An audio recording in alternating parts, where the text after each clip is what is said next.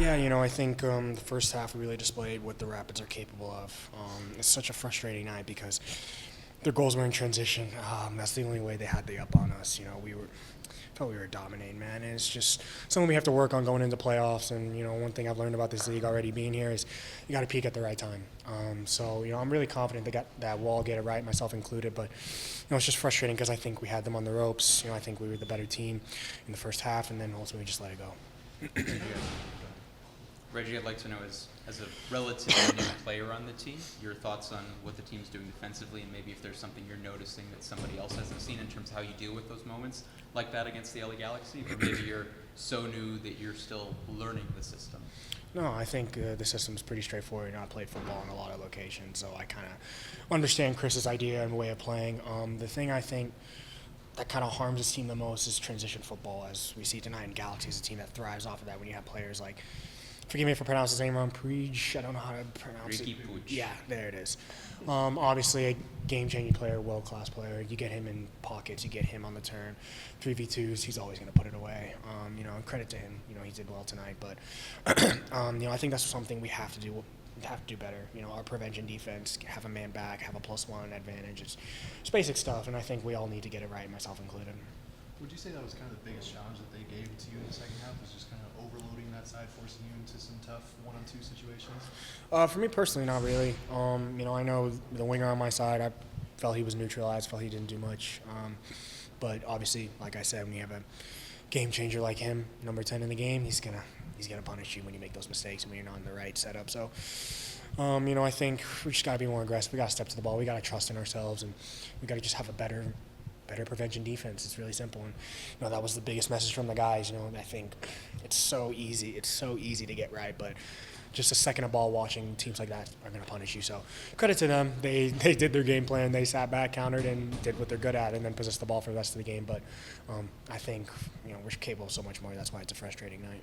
How did the team respond after the game? What was kind of the emotion like in the locker room, and is that something kind of unique that you've seen relative to other teams you played with? No, it's just normal frustration after losing the game, because when you feel you deserve something, you're going to be naturally frustrated. And when you feel that it was such an easy mistake to take you out of the game, then you're going to be frustrated not only with other players but yourself. So I think we all have reflecting to do, the coach, the team, the staff, everyone.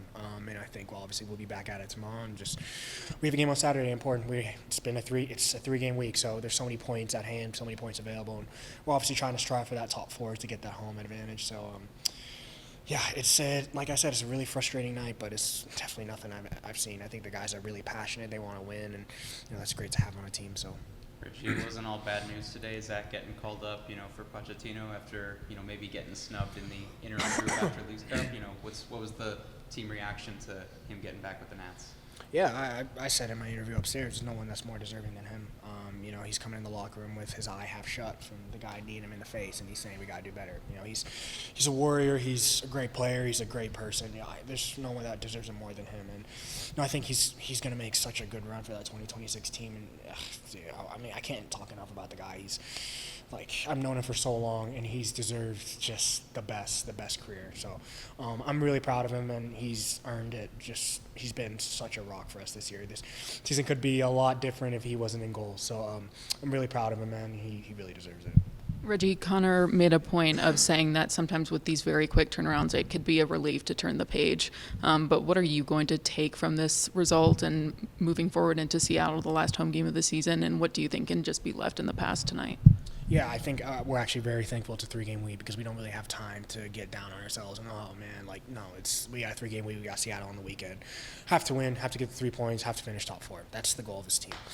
I think it's just such a hard feeling to, guys are going to go to bed at night. I should have done this, or I shouldn't have done this right. It's football. It's the game. It's what it is. But at the end of the day, 3 games, you don't have time to really sulk. You have to get it right the next day. You have to get it right the next training and move on. So, I think Chris understood that. He came in and said, look, we got another game Saturday. Let's turn it up. Let's turn it on, and let's go.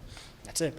That's the message. So I think the guys will really show up Saturday, because it's been a really frustrating couple of days for the whole team, and myself included. So I think we'll definitely get it right.